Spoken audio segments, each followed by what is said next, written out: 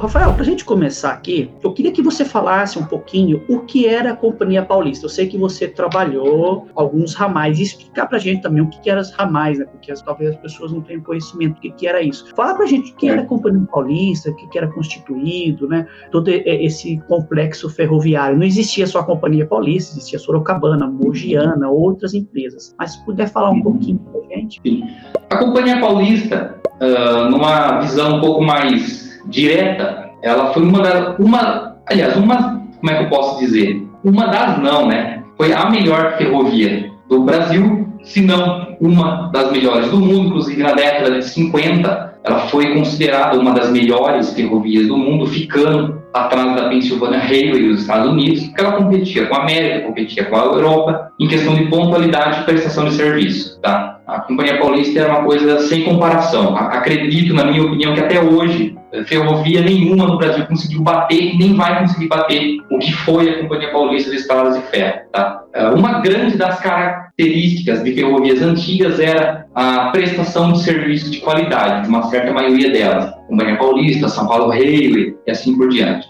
A Companhia Paulista ela foi instituída por fazendeiros e cafeicultores da época, porque até então, a partir de 1867, com a inauguração da São Paulo Railway no trecho Santos-Jundiaí, qualquer tipo de produção de café, qualquer coisa, é claro que o forte era o café nessa época, mas produziam vários outros tipos de produtos, né? Mas qualquer coisa produzida no interior do estado de São Paulo teria que se dirigir até Jundiaí para descer para Santos de trem, pela São Paulo Railway.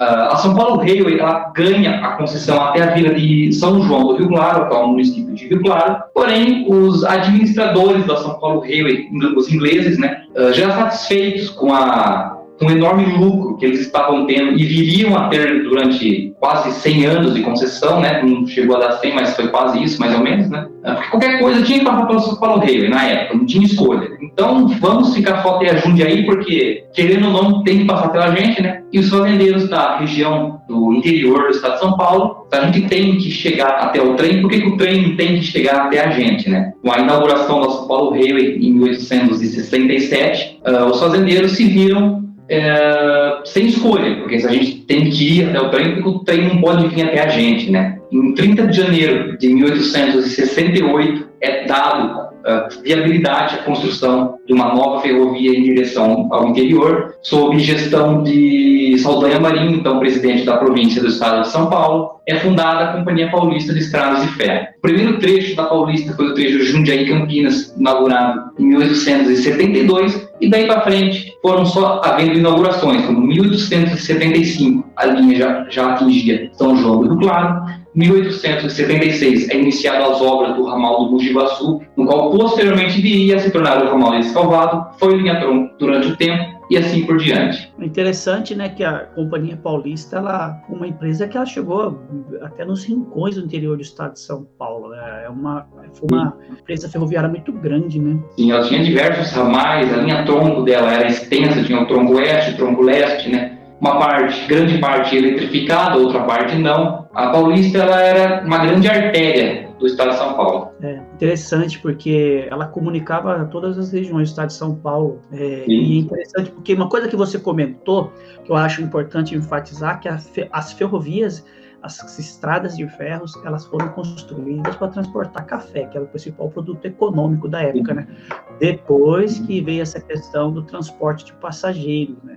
O café precisava chegar no Porto de Santos, né? Então, já existia a companhia São Paulo Railway, mas tinha que chegar até Jundiaí.